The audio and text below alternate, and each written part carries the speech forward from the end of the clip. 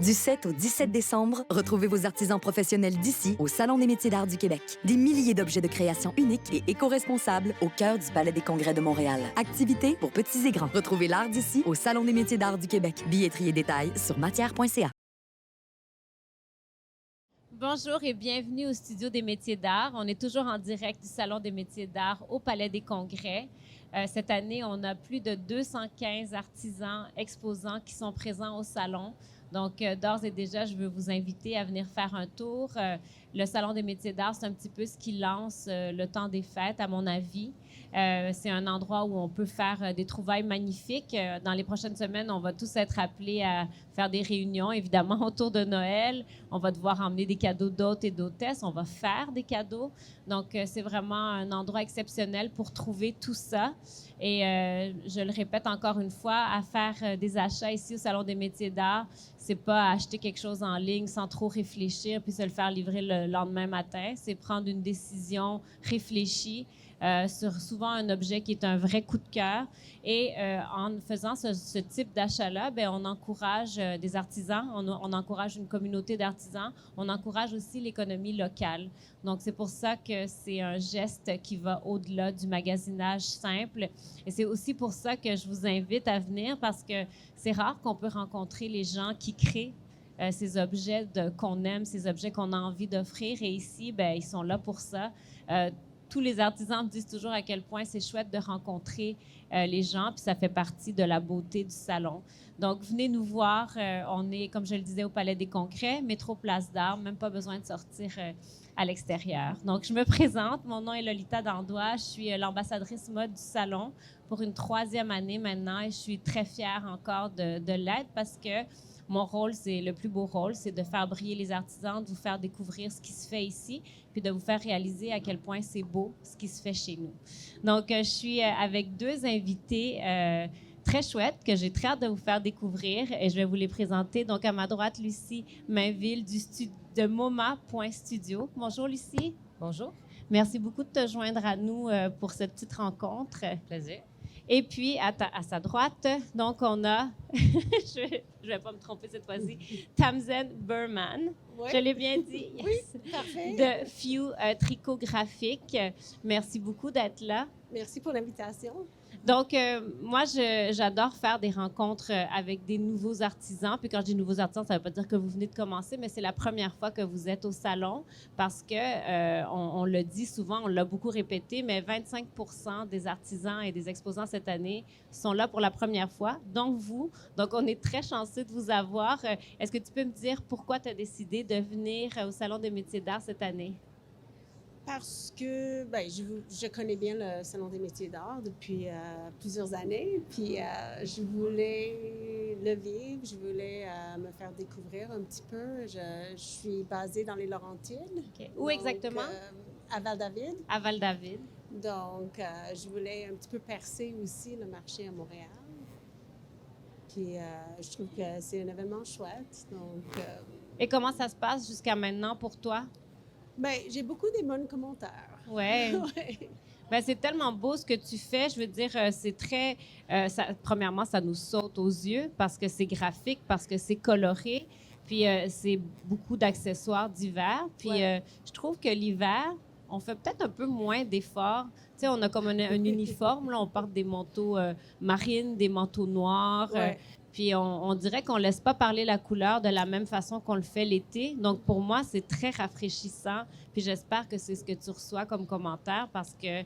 Oui, c'est souvent les couleurs qui fait réagir les gens. Et le fait que ce soit la laine merino. Oui, ben oui, parce que c'est extrêmement chaud.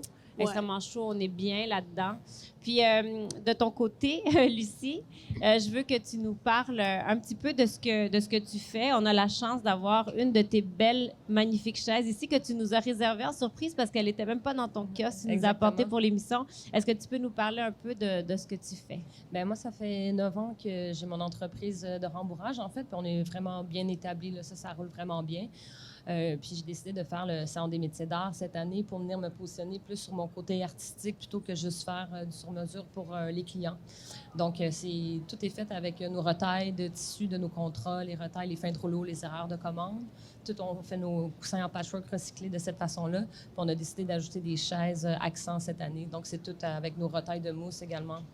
Puis je trouvais ça le fun de montrer jusqu'à quel point on peut aller dans la créativité. Donc, j'ai acheté des images d'artistes que j'ai fait imprimer sur tissu. Puis ensuite, à partir de là, je construis la chaise en fonction de l'image, d'aller chercher les couleurs du ton sur ton, puis d'habiller avec mes retailles, en fait. Et tu disais que tu voulais vraiment mettre de côté plus ta créativité. Qu'est-ce qui fait que dans cette créativité-là, est-ce que tu as décidé d'aller vers les coussins? Comme tu viens de dire, on n'en a pas un ici, mais tu fais des très beaux coussins, oui. donc en patchwork.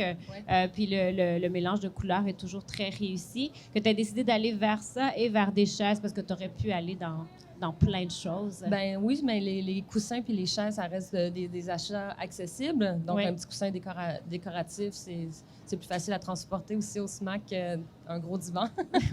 C'est plus accessible. Donc, c'est comme une façon d'avoir un moment à la maison sans avoir allongé le portefeuille, là, disons. Ben oui, c'est clair. Et puis, bon, je ne vous l'ai pas dit de prime abord, mais quand j'ai décidé de vous rassembler, j'avais une petite idée derrière la tête qui vient en fait de Julien, qui est le directeur général du Conseil des métiers d'art. C'était de parler du kitsch, de parler du côté comment le kitsch peut être une source d'inspiration, puis qu'on peut créer du beau avec ça. Parce que bon, on peut avoir deux façons de voir le kitsch. On peut se dire que le kitsch est quelque chose qui n'est pas nécessairement joli, mais aussi on peut voir le kitsch comme une source d'inspiration qui nous permet justement d'aller dans la couleur, d'aller dans des choses qu'on ne voit pas habituellement. Est-ce que toi, si je te dis c'est kitsch que tu fais, est-ce que tu l'assumes? Absolument. Oui. Puis, ça ne veut pas dire que parce que tu vas avoir ça dans ton décor, que ton décor va être kitsch, mais la chaise, je pense que c'est tellement chargé en couleurs que c'est sûr que t'aimes ou t'aimes pas, mais c'est sûr que ça suscite une réaction. Oui. Je pense que c'est un peu ça aussi, le kitsch. Ça suscite des réactions, ça suscite de la discussion. Exactement. Et qu'est-ce qui t'attire, toi, là-dedans? Moi, c'est les couleurs. Depuis que je suis toute petite, là, j'organisais tout le temps, genre, ma chambre, ce que je mettais sur mes tablettes, c'était coloré, puis en ordre de couleurs. Tout le temps, mes crayons, j'ai classé en ordre de couleurs. Oui. Fait que j'ai toujours eu un trip à matcher les couleurs, organiser les couleurs. Fait que là, dans le rembourrage, c'est vraiment ça que je voulais faire, mais c'est pas tous les clients qui veulent me faire ça ou qui ont pensé à faire ça. Donc là, c'est vraiment ma créativité, ce que j'avais, moi, envie de faire. Puis au niveau des images, donc tu as dit que c'était des illustrations d'artistes que tu choisis. Pourquoi est-ce que... Parce que là, on voit une girafe ici, puis si on va à ton kiosque, on voit qu'il y a un cheval, un chat, un chien. Qu'est-ce qui t'attire dans ce type d'image-là? Ben, j'aimais le look un peu Wes Anderson, puis les animaux, ça vient tout nous chercher au cœur, peu importe. Là. Fait que j'essayais aussi de diversifier, aller chercher autre chose que des animaux. J'en ai trouvé aussi. Oui, t'en as il y a les d'autres, montgolfières, puis il y a la grande roue, puis j'en ai d'autres à l'atelier aussi, des fleurs. C'est vraiment beau. Puis j'ai aussi acheté les droits d'auteur d'une artiste peintre que j'aime beaucoup, donc sur une douzaine de ses toiles, puis que je fais imprimer aussi pour mettre sur des chaises. Est-ce que tu peux nous dire son nom à cette artiste? Vanessa Noël. Vanessa Noël, OK. Et est-ce que tu en as certaines, justement, de ces... j'ai les deux lions, là, le lion bleu plus sobre, puis l'autre vraiment comme éclaté, le vert... le jaune citron, rose fuchsia. Quelle magnifique idée, je trouve, de combiner ton travail en mettant aussi de l'avant des artistes, parce que tu mets leur travail de l'avant aussi à ce moment-là. C'est ce que j'aimerais vraiment faire dans les prochaines années, faire plus de collaboration, justement. OK. Et de ton côté, Tamzin, moi, je pense que pour toi, je dirais, il y a un peu de kitsch, il y a aussi beaucoup de rétro dans ce que tu fais. Parle-moi un peu de ton inspiration. Bien, je dirais pas nécessairement que j'y pense trop au kitsch. C'est plus le joie puis l'enfance qui vient me chercher, puis la nostalgie qui fait réagir les gens. Puis aussi, mais les couleurs, c'est quelque chose que j'ai toujours travaillé avec. Avant, je suis une designer graphique. Puis je pense que ça paraît. Oui, dans ce que tu fais, c'est clair. J'ai toujours travaillé beaucoup avec la couleur puis la géométrie. Je pense, quand je me couche le soir, je pense aux couleurs, je pense aux palettes de couleurs. Donc, je pense que c'est beaucoup ça qui vient me chercher puis faire sortir l'enfant chez tout le monde. Ouais. Je pense que ça reste toujours dans nous, même si on est grand. Puis... c'est la joie. Ouais, puis c'est mhm. ça. Puis je t'écoute, puis je t'entends quand tu me parles de ton côté designer graphique, de la géométrie, etc. Ouais. Mais moi, je peux pas m'empêcher de voir les années 70 dans ce que tu fais, même avec ce que tu portes maintenant, le mélange de couleurs. Tu sais, je pense aux vêtements de ski dans les années Ouais. 70. Je pense à certains papiers peints à cette époque-là. Ouais, Est-ce que c'est une décennie que t'aimes? Mais pas tout oui, Non. pas forcément, mais j'aime toutes les décennies pour les raisons différentes. Puis, parler de ski, c'est sûr que le fait que je sois basée dans les Laurentides, j'ai grandi sur la côte ouest, puis je pense que les vêtements de ski ont vraiment beaucoup influencé mon parcours aussi. Tu sais, quand je vais dans ma maison d'enfance, il y a plein de vieilles choses super colorées, puis c'est une source d'inspiration hallucinante. Donc, les années 60, certaines personnes vont dire « Ah, ça fait vraiment années 70 », d'autres « Ah, ça fait très années 2000 », mais peu importe, ça fait penser à leur enfance. Donc, Oui, je c'est pense ça, que il y a ça dépend comme tu dis, de la un nostalgie. petit peu, c'est ça, de leur propre référence. Ouais. Puis, de toute façon, les couleurs reviennent à la mode. Moi, je regarde pas trop les modes, mais je pense qu'on peut toujours venir chercher quelque chose qui nous parle avec la couleur. C'est clair. Puis, c'est ça. Donc, il y a des gens qui vont tout de suite comprendre et être attirés par ce mélange de couleurs qui est, je ne veux pas dire inhabituel, mais qu'on voit moins. Ouais. Mais pour ceux, justement, qui disent « Oh my God, c'est trop de couleurs, je ne sais pas si j'oserais mettre ça dans ma maison », qu'est-ce que tu leur réponds pour leur dire, justement, d'essayer d'oser? Mais je pense qu'on peut pas forcer. C'est sûr que c'est... Non, sans les forcer. Pas, sans les forcer, mais c'est sûr que c'est un statement. Ouais.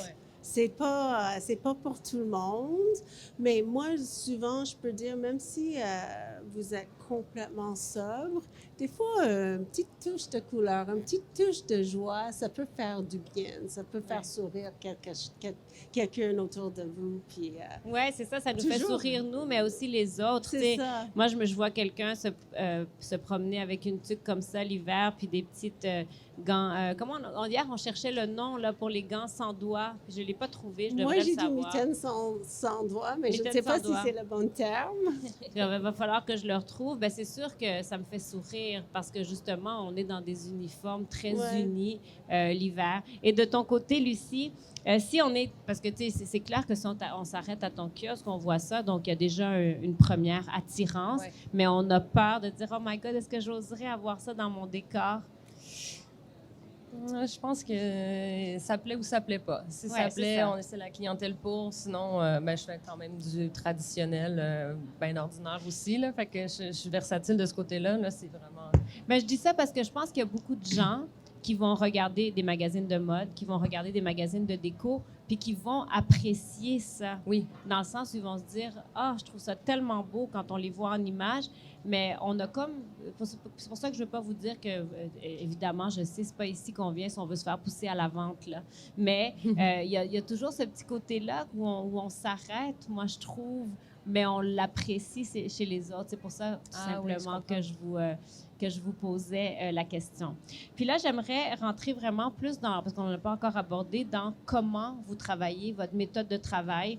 Est-ce que tu pourrais nous en parler un petit peu plus dans le cas spécifiquement des chaises? Est-ce que, je ne sais pas moi, est-ce que tu choisis une palette de couleurs pour commencer? Est-ce que tu pars de l'illustration? Comment oui, je commence vraiment avec l'illustration, puis j'attends vraiment qu'elle soit imprimée puis rendue à l'atelier avant d'agencer quoi que ce soit, parce que souvent les couleurs... sur Internet, là, quand on l'achète, puis une fois imprimé, c'est deux mondes. Donc, j'attends vraiment d'avoir l'image. Puis là, à partir de là, je vais aller chercher la peinture. J'envoie ça à la peinture. Puis après, quand ça arrive, c'est là que je vais agencer avec ce que j'ai toujours. Hein. Je commande jamais de tissu pour faire des chaises. C'est tout le temps ce que j'ai. Oui, les retailles que tu peux faire. Et au niveau de la chaise en soi, ça, comment tu les trouves? Les sous-sols d'église, marketplace, les ventes de garage l'été. Là, puis maintenant, vu que le processus est enclenché, les gens, ils savent qu'on fait ça, fait qu'ils m'appellent. Je suis comme, « Hey, j'en ai 4 ici, est-ce que tu les veux? » Je suis comme, « Oui, absolument. » Fait qu'on en ramasse. Fait qu'on refait les chaises des gens, mais si les gens ils veulent se refaire une chaise à leur goût, ben on a du stock. Donc, il y a vraiment un souci de récupération, en fait, dans tout le processus complet. Oui, absolument. Oui, parce qu'on génère tellement de cochonneries, honnêtement, dans le rembourrage. Là, je me suis en allée là-dedans en disant, je vais sauver les meubles, mais dans le fond, tout ce qu'on jette, c'est le plus polluant, puis tout ce qu'on garde, c'est ce qui serait le plus facile à récupérer, le bois et le métal. Fait que là, ça fait longtemps que je cogite là-dessus, fait que je suis vraiment le plus possible récupérée. Puis même en 2024, on veut s'en aller dans le plus zéro de déchets possible, puis tout déchiqueter nos retailles de mousse et de tissu, nos retailles de nos retailles, pour faire nos bourres de nos coussins, qui seraient 100% récupérés. Et quand tu dis que c'est ce que vous aimeriez faire pour 2024, tu le vois comme étant tout à fait réalisable? Oui, c'est ça. Comme je dis, ça fait longtemps que je l'ai en tête, mais là, j'ai trouvé comme les personnes qui pourraient se positionner pour m'aider dans le développement de ce projet-là. OK. Bien, en tout cas, c'est génial. Moi, je suis tellement heureuse quand je vois ce souci-là. Je pense que le souci de l'environnement a toujours été présent pour les artisans. C'est pas une question d'une préoccupation d'aujourd'hui. Ils ont toujours travaillé de cette façon, mais on sent quand même que dans les dernières années, il y a une envie de faire mieux, comme tu dis, pas juste de récupérer, mais d'aller dans le zéro déchet. Puis ça, je trouve ça merveilleux. Donc, bravo pour ça. Merci. Et de ton côté, Tamzine, j'aimerais ça que tu nous parles de ton travail, donc du tricot en soi. J'ai vu une petite vidéo qui explique, sur ton compte Instagram, qui explique vraiment comment tu travailles. Mais si tu pouvais nous résumer, comment tu nous expliquerais ça, ta manière de travailler? Bien, je commence avec les couleurs et les patrons. Je fais les collections de couleurs, puis ensuite je fais les patrons, puis je fais les morceaux qui pourraient être coordonnés ensemble. Donc, une fois qu'une famille est établie avec les couleurs, mais je dois commander la laine. Ça, c'est quand même un engagement parce que je commande directement du moulin, puis c'est 9 kilos minimum. OK. Donc, je dois être sûre de mon affaire. Et tu la commandes où, ta laine? En Italie. En Italie, OK. Directement, c'est un moulin qui existe depuis plusieurs siècles. C'est un moulin familial. Donc, OK. Je fonctionne comme ça, puis... Puis le tricot se fait pas à la main, c'est ça? Non, c'est fait sur une machine domestique, mais c'est fait fully fashioned, donc il n'y a aucune coupure. C'est ça que ça veut dire. Je ne connais pas le terme en non, français. mais je dois t'avouer que j'aurais dû emmener mon donc, dictionnaire de la mode. Toutes les formes sont faites sur la machine, donc c'est tout manuel. C'est un processus très, très manuel, assez laborieux, mais moi, j'aime beaucoup ça parce que j'aime travailler avec la machine aussi. J'aime la relation que j'ai avec. Mais c'est aussi assez écologique comme processus parce qu'il n'y a pas beaucoup de pertes. Parce que tu sais, quand on fait la couture classique, il faut couper le tissu, puis il y a les retailles. Il y a très peu de retailles parce que la forme est faite sur la machine. Puis, tu sais, parfois, là, je te parle encore d'un œil externe. Tu sais, on entend que tu travailles avec une machine, tu dis, ben c'est pas fait à la main, mais c'est tellement manuel. Dans le sens, j'aimerais bien que tu nous expliques comment est-ce que malgré le fait que tu utilises une machine, c'est vraiment ton travail, puis c'est un travail qui est long, puis qui est demandant. C'est pour ça que j'ai fait la vidéo aussi, oui. Parce que j'ai l'impression que quand je dis que c'est fait sur une machine, les gens ont l'impression que je pèse sur un piton, puis ça sort. Mais c'est vraiment pas du tout ça. À chaque fois qu'il y a une forme à faire, comme une diminution, par exemple, c'est fait manuellement. Le tricot lui-même, ça fait peut-être une tiers de le processus total parce que après ça, il y a le repassage qui est assez long. Il y a l'assemblage qui est très, très long. Ça aussi, c'est fait à la main. Pas à la main, encore une fois. J'aide de mon machine parce que j'attache tout à la machine. Mais et oui, mais après on ça- te voit, c'est vraiment très physique Oui, quand oui, tu es oui, très oui. impliqué Oui, avec la des fois, machine. mon montre de sport me demande si je fais une workout. Ah. Ben, d'ailleurs, je vais en profiter pour vous inviter. Tout à l'heure, je vais vous donner les comptes Instagram, mais allez voir justement cette vidéo parce qu'on voit concrètement quel est le travail. Puis moi, je trouve que c'est toujours vraiment intéressant d'aller voir derrière, puis comme ça, d'essayer de comprendre qu'est-ce que ça veut dire travailler avec une machine dans ce cas précis. Tamzine, je veux te demander une petite question classique d'entrevue. Là. Qu'est-ce que tu vois pour les prochaines années? Qu'est-ce que tu aimerais réaliser? Qu'est-ce que tu aimerais faire ou continuer? Mais j'aimerais ça faire d'autres couleurs, Ouais. d'autres modèles. J'ai 2 autres produits que je travaille pour l'année prochaine, puis 2 autres palettes de couleurs avec les laines que j'ai déjà. Puis quand tu dis 2 autres produits, tu veux dire 2 autres types de vêtements ou d'accessoires? OK. Oui, c'est ça.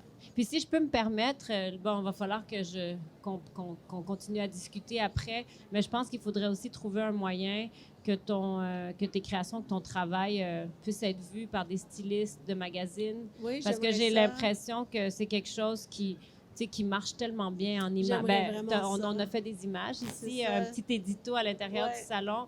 Puis je veux dire, c'est tellement parlant, ça sort bien. Puis je le vois très bien dans un édito, justement, autour du ski, autour de l'hiver. Donc, on se parlera après, Ouais, mais je pense merci. qu'il faut que ça puisse Merci. se rendre. Ça serait une Ouais, bonne c'est chose pour la visibilité, évidemment. Là. C'est sûr que ça fait partie des objectifs. Super. Merci. Et de ton côté, ben, ça fait plaisir. De ton côté, est-ce que tu as ben, là, tu nous as parlé de ton projet Zéro déchet pour l'année prochaine. En termes de produits que tu as envie de développer, des choses qui s'en viennent, qu'est-ce que tu aimerais? Ben oui, c'est ça. Donc, Moma Studio, c'est l'entreprise de rembourrage, mais j'ai acheté un nouveau site qui s'appelle The Crazy Chair Society. En français, ça va être la Société des chaises fantasques ou des chaises folles, je ne sais pas encore. Mais ça va être un site où on va pouvoir acheter les chaises déjà faites, où on va pouvoir se les faire en ligne, les commander ou même commander les matériaux pour se la faire à la maison. On va commencer aussi des ateliers. Cette année, on va avoir 6 ateliers durant l'année où on fait sa propre chaise. Oh, wow! Ouais. Ben, moi, j'aimerais bien participer à quelque chose comme ça. Je trouve ça vraiment chouette. Puis, tu sais, je parlais des magazines, mais je me dis que ce serait aussi très bien qu'on fasse parvenir tout ce que vous faites à Wes Anderson. J'ai l'impression que ça pourrait lui servir pour ses films, autant dans les vêtements que dans la chaise. On va envoyer ça dans l'univers. En tout cas, je vous remercie beaucoup d'avoir pris le temps de venir parler avec moi. Lucie, est-ce que je peux te laisser dire site web et compte Instagram? Oui, ben c'est moma.studio, incorporé, je crois, sur les 2 réseaux sociaux. On s'est fait hacker l'année passée, donc on a tout perdu notre audience. Fait que là, on a besoin de nouvelles. Vous avez besoin d'amour. Donc, on a besoin d'amour. moma.studio INC. Voilà. OK. Et puis, pour les chaises, est-ce que le site dont tu viens de nous dire, est-ce qu'il est déjà existant ou pas non, encore? il est acheté, mais on va mettre ça en branle là, en 2024. Là. The Crazy Chair Society. Je trouve ça très cute, très le fun. Et de ton côté, Tamzine, pour tes réseaux sociaux, site web? Site web, c'est few.com, puis few, c'est avec 2 F. 2 F, donc. F-I-O-U.com. Ouais. Puis few tricographique pour Instagram, donc few avec 2 F tricographique, une seule mot. Et tricographique, est-ce qu'il y a des S à tricot et à graphique? Non. OK. Donc, Tout est singulaire. few avec 2 Singulier. F, tricot et graphique, tout au singulier en un mot. Oui. Et few.com. Few.com. Donc, on vous invite à venir visiter leur site web et leurs réseaux sociaux. Et on vous invite aussi à venir les rencontrer et découvrir leur kiosque ici au Salon des métiers d'art. Est-ce que vous connaissez votre numéro de kiosque par cœur? 532. 532 et 509. 509. Des fois, je me dis, est-ce que ça sert à quelque chose que je vous partage les numéros? Mais peut-être que vous êtes en train de les noter. Donc, au moins, ce qu'il faut retenir, c'est les noms et vous allez les trouver facilement. Donc, merci beaucoup encore une fois. Merci. Et je vous invite une toute dernière fois, parce que c'est sûr que j'allais le refaire, là, à venir nous voir au Salon des métiers d'art qui est au Palais des Congrès cette année. On est là jusqu'au 17 décembre, donc il vous reste encore quelques bonnes journées pour venir avoir des coups de cœur puis découvrir des artisans qui sont vraiment magnifiques, qui ont des histoires à chaque fois, qui sont belles puis qui nous donnent envie, tu sais, qui créent ce lien-là au-delà du coup de cœur pour le vêtement ou la chaise. Donc, venez nous voir et pour continuer à suivre nos belles rencontres ici en direct du studio, je vous invite sur matière.ca, donc matière avec un S, et je vous dis à la prochaine. Bye!